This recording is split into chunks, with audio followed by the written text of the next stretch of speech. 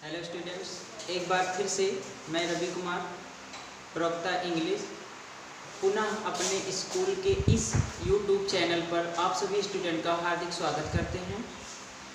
जैसा कि स्टूडेंट कल हमने क्लास 10 सेक्शन बी ग्रामर का लेसन 8 टेंस पढ़ रहे थे और टेंस में हमने बताया टेंस क्या है, टेंस कितने प्रकार के होते हैं।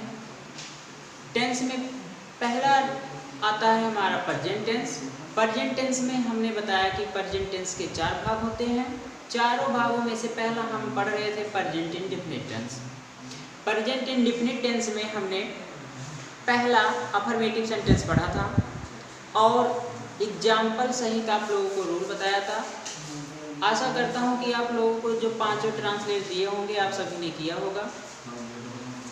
अफर्मेटिव सेंटेंस के बाद हमारा जो सेकंड नंबर का सेंटेंस आता है वो निगेटिव सेंटेंस है। जैसा कि कल वाले वीडियो में मैंने बताया था कि अभी अफर्मेटिव सेंटेंस का एग्जांपल आप लोग करिए और अगले वीडियो में हम निगेटिव सेंटेंस के बारे में चर्चा करेंगे। तो आइए हम निगेटिव सेंटेंस के बारे में पढ़ते हैं।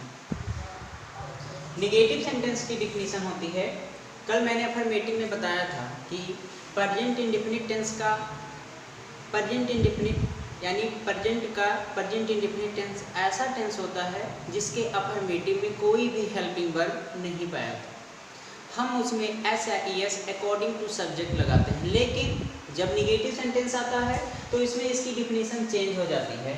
तो निगेटिव सेंटेंस से प्रेजेंट इंडेफिनिट टेंस की सहायक क्रियाएं स्टार्ट होती हैं। जैसा कि मैंने एग्जाम में लिखा है डिफिनीशन कि सिंगुलर नंबर अर्थात जब सब्जेक्ट हमारा एक वचन होगा तो हम हेल्पिंग वर्ब डज नॉट, तथा यदि हमारा सब्जेक्ट प्लूरल अर्थात बहुवचन होगा तो हम हेल्पिंग वर्ब डू नॉट लगाकर और वर्ब की फर्स्ट फॉर्म का ही प्रयोग करते हैं। तो जैसे एग्जाम्पल में हम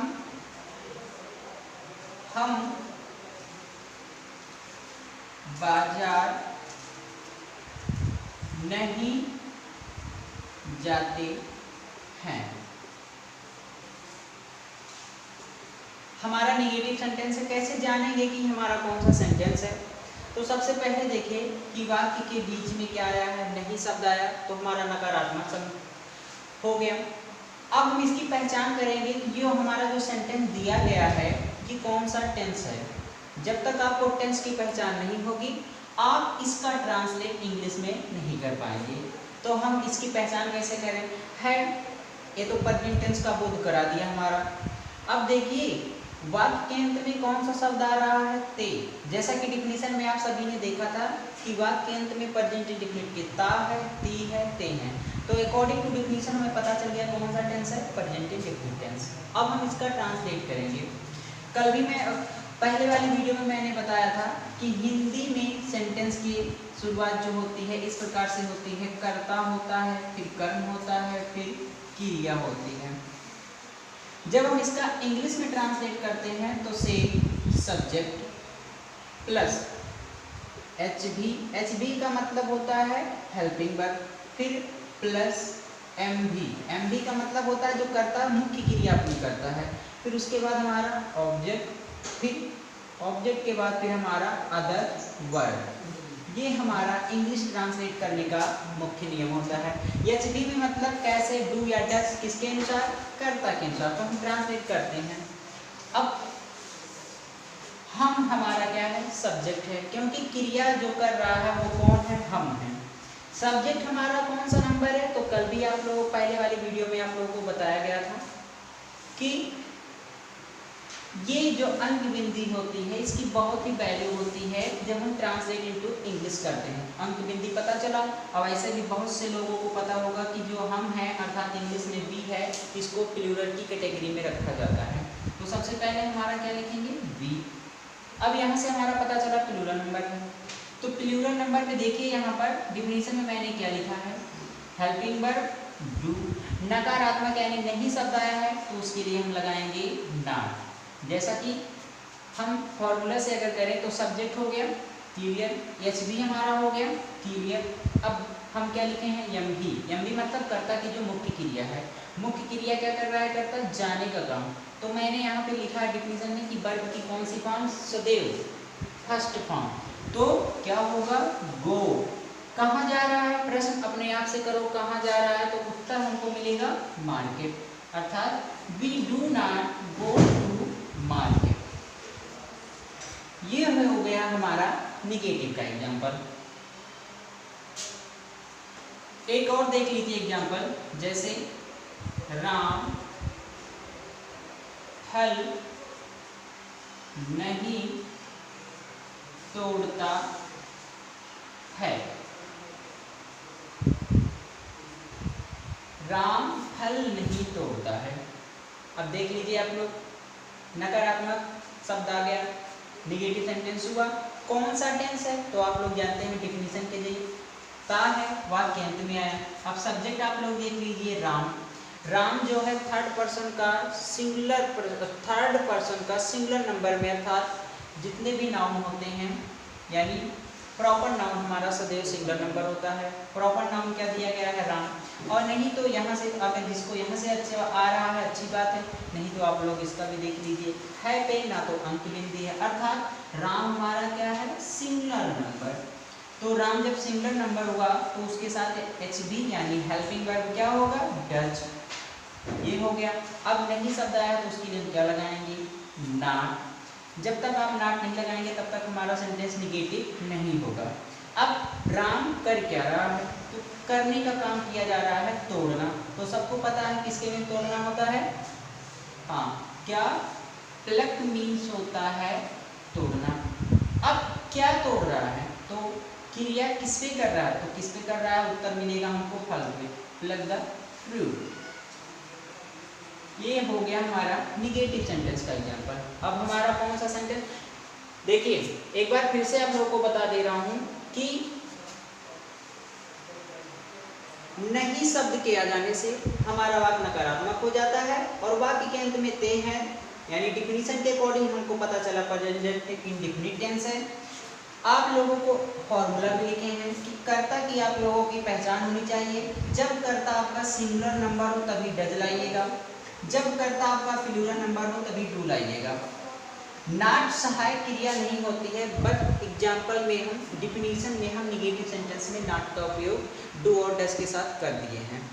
अब निगेटिव सेंटेंस के बाद हमारा जो नंबर आता है वो होता है इंट्रोगेटिव सेंटेंस। इंट्रोगेटिव के भी नियम है, इंट्रोगेटिव है एक, लेकिन उसके 3 नियम होते हैं, फर्स्ट सेकेंड थर्ड। अब इंट्रोगेटिव में पहला हम क्या, कौन सा नियम है उसके बारे में पढ़ते हैं। तो इंट्रोगेटिव सेंटेंस, इंट्रोगेटिव सेंटेंस में हमारा 3 स्टेप बनेगा। तो हम इंट्रोगेटिव का पहला स्टेप पढ़ेंगे कि पहले स्टेप का भी कुछ रूल होता है। तो इसका जो पहले स्टेप का रूल क्या है, हमने इसको ए बी सी की कैटेगरी में रखा है। तो ए का कौन सा रूल है, देखिए, वाक्य की शुरुआत, जब हमारे वाक्य की शुरुआत क्या शब्द से हुई होगी, जब वाक्य की शुरुआत क्या शब्द से हुई होगी तो आप लोग क्या करिएगा, कर्ता के अनुसार। यदि सब्जेक्ट हमारा प्लूरल होगा तो आप डू रख दीजिएगा, और कर्ता हमारा सिंगुलर होगा तो आप लोग डज, यानी कर्ता के अनुसार सहायक क्रिया डू ऑब्लिक डज को हम किससे पहले, कर्ता से पहले लिखते हैं। इसके आप लोग ध्यान से इसकी डिफिनीशन देखिएगा। तो जैसा कि एग्जाम्पल में हमने लिखा है, देखिए पहले हम सेंटेंस की आप लोगों को पहचान करा रहे हैं, शुरुआत में क्या और अंत में ये मार्क, जिसको हम बोलते हैं इंट्रोगेटिव का मार्क। इस मार्क से पता चलता है कौन सा सेंटेंस है हमारा, इंट्रोगेटिव है। इंट्रोगेटिव में कौन सा रूल है, फर्स्ट रूल है। कैसे, क्योंकि वाक्य की शुरुआत किससे हुई है, क्या शब्द से हुई है। तो इसको कौन से इंट्रोगेटिव की किस सेंटेंस में, इंट्रोगेटिव के कौन से स्टेप में रखा जाएगा, तो आप लोग जान लीजिएगा फर्स्ट स्टेप में। फर्स्ट स्टेप का रूल होता है, फॉर्मूला भी हम लिख दे रहे हैं कि डू ऑब्लिक डज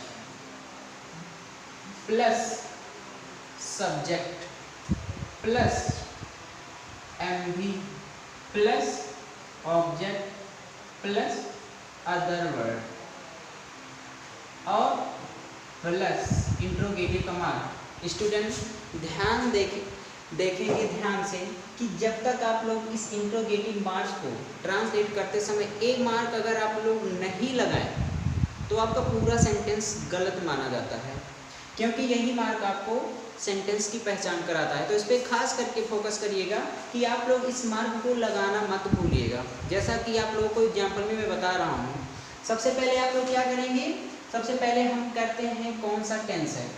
देख लीजिए, ते है वाक्य के अंत में आया, हमारा सेंटेंस तो पहले बता दिए थे, टेंस हमारा कौन सा हो गया इसी डिफिनीशन से, प्रेजेंट इंडेफिनिट टेंस। सब्जेक्ट की पहचान करना होगा बच्चे, वैसे भी जान लो एक बच्चा नहीं है, बच्चे हैं यानी बहुत सारे। अब यहाँ से भी डिसाइड हो गया हमारा प्लूरल सब्जेक्ट क्लियर। तो कौन सी हेल्पिंग वर्ब, कौन सी, डू। जैसा कि डिफिनीशन के अकॉर्डिंग भी आप लोग देख सकते हैं, डू। अब उसके बाद मैंने क्या लिखा है, सब्जेक्ट डू, क्या लिखेंगे, द चिल्ड्रन, चिल्ड्रन। अब बच्चे कर क्या रहे हैं, अब यहाँ पे कंफ्यूज मत होइएगा कि खेल खेलते हैं दो बार आया है, तो एक हमारा एमडी है और एक हमारा ऑब्जेक्ट है, ठीक है। एमडी यानी मुख्य क्रिया क्या है बच्चों की, खेलना। तो किसके मीन्स खेलना होता है, प्ले। प्ले क्या, खेल रहे हैं, तो प्ले द गेम। या हम ऐसे भी कर सकते हैं, प्ले ए गेम, ए गेम भी कर सकते हो, क्योंकि खेल का नाम नहीं पता है तो हम आर्टिकल द का प्रयोग नहीं करेंगे। प्ले ए गेम, और सॉरी यहाँ पे में, प्ले ए गेम। अब प्रश्न उठता है खेल खेलने का काम हो कहाँ रहा, क्योंकि इसमें स्थान का भी बोध हुआ है, यानी कॉम्प्लीमेंट भी आया है हमारा, जिसको हम बोलते हैं अदर वर्ड। अदर वर्ड भी आया कहाँ पर, स्कूल में। में की इंग्लिश आप लोगों को पता है क्या होती है, इन स्कूल। हमारा सेंटेंस सही है नहीं, क्योंकि अंत में देखिए आप लोग हमने इंट्रोगेटिव का मार्क नहीं लगाया है। ये हुआ हमारा इंट्रोगेटिव का फर्स्ट स्टेप। फिर से बता दे रहा हूँ डिफिनीशन, कि जब आप लोगों की शुरुआत क्या शब्द से हो और अंत में इंट्रोगेटिव का मार्क आए, तो याद रखिएगा सबसे पहले आप लोग टेंस की पहचान जब आपको हो जाए, सेंटेंस की पहचान हो जाए, तो आप लोग फोकस करिएगा सब्जेक्ट, क्योंकि सब्जेक्ट की अगर जिस स्टूडेंट को पहचान है उसके लिए ट्रांसलेट कुछ भी नहीं है। तो आप लोग सब्जेक्ट की खास करके फोकस करिएगा। जब इंट्रोगेटिव में आपको सब्जेक्ट की पहचान होगी तभी आप इन दोनों हेल्पिंग वर्ब में से किसी एक हेल्पिंग वर्ब का शुद्ध उपयोग करेंगे। तो फोकस करिएगा ज़्यादा से ज़्यादा कि आपका सब्जेक्ट जो हो वो अच्छी तरीके से पहचान हो। इंट्रोगेटिव का जो हमारा सेकेंड रूल है, टेंस का नहीं, इंट्रोगेटिव सेंटेंस का जो हमारा सेकेंड रूल है वो ऐसा है, वाक्य के बीच में, जो हमारे सेंटेंस के बीच में इतने सारे वर्ड आए, वो कौन से वर्ड हैं, क्या, कब, क्यों, कहाँ, जिनको हम इंग्लिश में बोलते हैं WH टाइप क्वेश्चन। जब वाक्य के बीच में कब, क्यों, कहाँ आदि शब्द आए, तो आप लोग याद रखिएगा कि कुछ नहीं, इसमें सबसे पहले इन्हीं की अंग्रेजी लिखी जाती है, इनका नियम है। जैसे एग्जाम्पल के जरिए आप लोग को बताता हूँ। एग्जाम्पल में जैसे तुम कहाँ, तुम कहाँ अपना अपना फल खरीदते हो, इंट्रोगेटिव का मार्क। सबसे पहले आप लोगों को हम सेंटेंस की पहचान कराएंगे, फिर सब्जेक्ट में। सबसे पहले सेंटेंस कौन सा है, देखिए इंट्रोगेटिव हमारा 3 प्रकार का होता है। पहला आप लोगों ने अभी पढ़ा, दूसरा स्टेप हम पढ़ रहे हैं, कैसे जानेंगे, देखिए WH टाइप यानी कहाँ, कहाँ शब्द आ गया, और अंत में ये देखिए ये कौन सा मार्क है हमारा, इंट्रोगेटिव। प्रश्न किया जा रहा है, इंट्रोगेटिव की सेंटेंस सबको पता है क्या होती है परिभाषा, जो प्रश्न पूछने का कार्य करे। तो प्रश्न किया जा रहा है तुम कहाँ फल खरीदते हो, ये हमारा हो गया सेंटेंस। अब कैसे इसके ट्रांसलेट करेंगे, जब भी WH टाइप आए तो इसका फॉर्मूला भी होता है कि WH टाइप, WH फिर क्या होगा प्लस, यानी WH टाइप के जितने भी वर्ड होंगे WH type plus do oblique does plus subject plus MV plus object plus other word और प्लस इंट्रोगेटिव का मार्क। ये हमारा होता है formula. WH type plus do oblique does plus subject plus MV plus object plus other word और interrogative का mark आप लगाना मत भूलिए। तो सबसे पहले कि इनकी अंग्रेजी सबसे पहले लिखी जाएगी, क्योंकि WH टाइप में इंट्रोगेटिव का जो हमारा सेकंड रूल होता है उसकी बहुत ही वैल्यू होती है, वो चाहे वाक्य के बीच में हो तो, लेकिन वैल्यू उसकी जब ट्रांसलेट करते हैं तो सबसे पहले उसको लिखा जाता है। तो कहाँ की अंग्रेजी हम सबसे पहले लिखेंगे, वेयर। अब आते हैं अपने सब्जेक्ट पे। तुम ग्रामर में यू सिंगुलर नंबर होते हुए इसको अधिकतर प्लूरल नंबर में दर्जा दिया जाता है। तो यहाँ पे यू क्या होगा, हमारा प्लूरल नंबर है, तो उसके अनुसार देखिए अकॉर्डिंग टू फॉर्मूला हम क्या करेंगे, डू को सबसे पहले लिखेंगे। फिर हमारा सब्जेक्ट क्या है, यू। फिर एमबी यानी मुख्य क्रिया क्या है, खरीदना। किसके मीन्स खरीदना होता है, बाई। क्या खरीद रहे हैं, अपना फल। तो यू के साथ पजेसिव प्रोनाउन जो होता है वो लगता है योर। और फल की इंग्लिश क्या होती है, फ्रूट। ये हमारा फॉर्मूला है। अब अंत में इंट्रोगेटिव का मार्क। ये हो गया हमारा इंट्रोगेटिव का सेकंड रूल। फिर से बता दे रहा हूँ कि जब WH टाइप वाक्य के बीच में आए तो सबसे पहले आप उनकी अंग्रेजी, फिर आप अकॉर्डिंग टू सब्जेक्ट यानी कर्ता के अनुसार चलिए, अपनी हेल्पिंग वर्ब लिखिए, फिर कर्ता की मुख्य क्रिया, फिर कर्म और अदर वर्ड डाल दें, तो उसको ऐसे पहले लिखिए। ये हो गया हमारा इंट्रोगेटिव का सेकंड रूल। अब बचा है हमारा थर्ड स्टेप।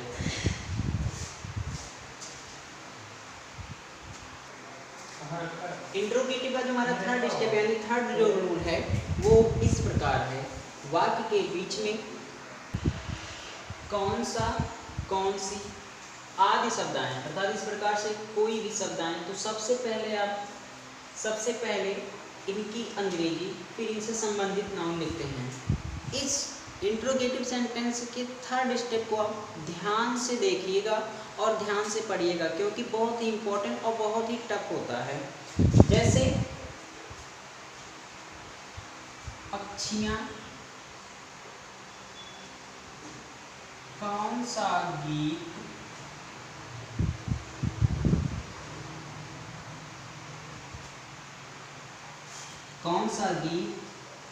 डाल पर गाती है। ये हमारा, आप लोग फिर से बता दे रहा हूँ कि इंट्रोगेटिव का थर्ड जो रूल होता है बहुत ही इंपॉर्टेंट और बहुत ही टफ। आ गया तो बहुत ईजी है, ज़्यादा टफ नहीं, बस आपको थोड़ा तो इस डिफिनीशन के अनुसार आप फोकस करिएगा बस। सबसे पहले सेंटेंस सबको पहचान हो गई, ये देखिए मार्क आ गया। ये तो मार्क आने से नहीं, देखिए कौन सा आया है, ये प्रश्न करते हैं, प्रश्न पूछने का ही कार्य करते हैं। तो वाक्य के बीच में कौन सा, अंत में इंट्रोगेटिव का mark. Sentence clear of the है, टेंस क्लियर कैसे करेंगे, इसका जो फॉर्मूला होता है, फॉर्मूला इसका होता है, इसमें भी वही होता है, WH type plus noun plus do oblique does plus subject plus MV plus object और प्लस अदर वर्ड और प्लस इंट्रोगेटिव का मार्क। इसका भी वही फार्मूला होता है, बस ये नाउन क्या है, क्योंकि ये जो गीत है, गीत का संबंध कौन सा, इसमें नियम है कि कौन सी इस प्रकार के जितने भी शब्द हैं सबसे पहले इनकी अंग्रेजी, फिर उनसे जो रिलेशन यानी जो उनसे रिलेटिव है, जो उनसे संबंध रख रहा हो, फिर उनके साथ उनकी भी अंग्रेजी लिख दी जाती है। ये थर्ड रूल होता है। तो चलिए हम देखते हैं WH टाइप कौन सा की इंग्लिश होती है, विच।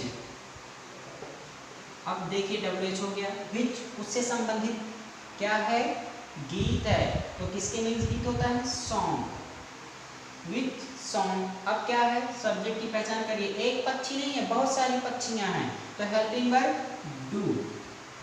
अब लिखिए अपना कर्ता, द बर्ड्स। अब उनकी क्रिया क्या है, कर क्या रही हैं, MV अर्थात मुख्य क्रिया उनकी क्या है, गाना, तो सिंग। अब ये तो हो गया। अब प्रश्न उठता है कहाँ गा रही हैं, तो उत्तर मिल रहा है हमारा क्या, स्थान क्या है, कॉम्प्लीमेंट क्या है, डाल पर, ऑन द ब्रांच।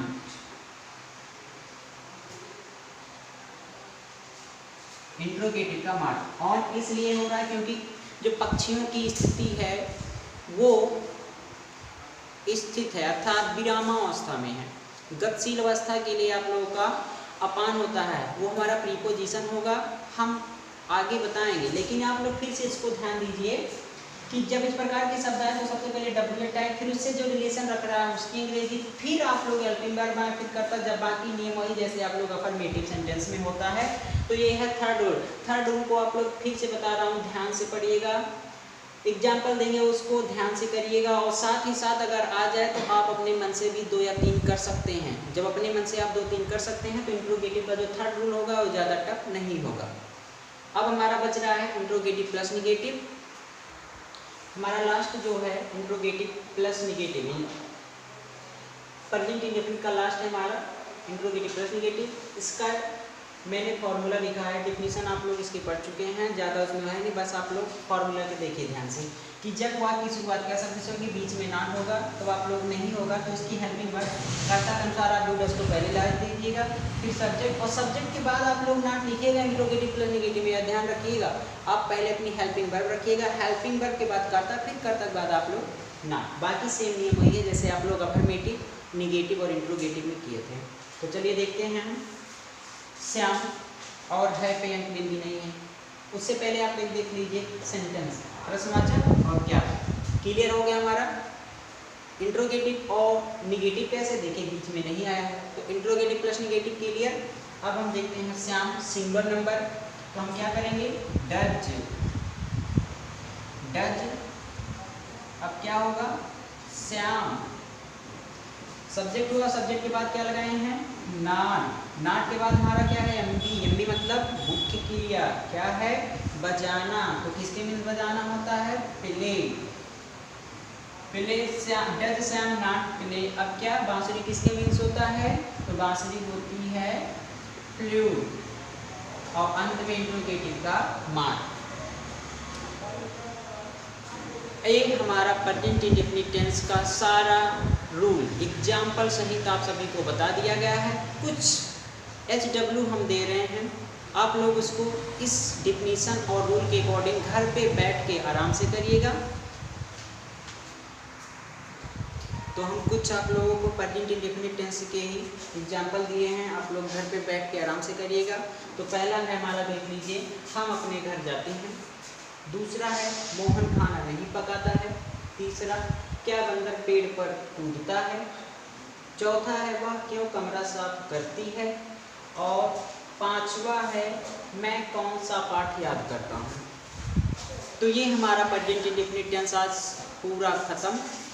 जिस स्टूडेंट को कोई भी प्रॉब्लम होगी प्रेजेंट इंडेफिनिट टेंस में, किसी को भी किसी भी सेंटेंस में कोई भी प्रॉब्लम होगी, तो वो कमेंट बॉक्स पर कमेंट करना ना भूलें, और अपने साथी या स्टूडेंट को ज़्यादा से ज़्यादा आप लोग बताइए कि स्कूल का चैनल सब्सक्राइब करें, और जो कोई भी दिक्कत हो तो स्कूल के चैनल यानी यूट्यूब पर आप लोग कमेंट करना मत भूलिएगा। Thank you.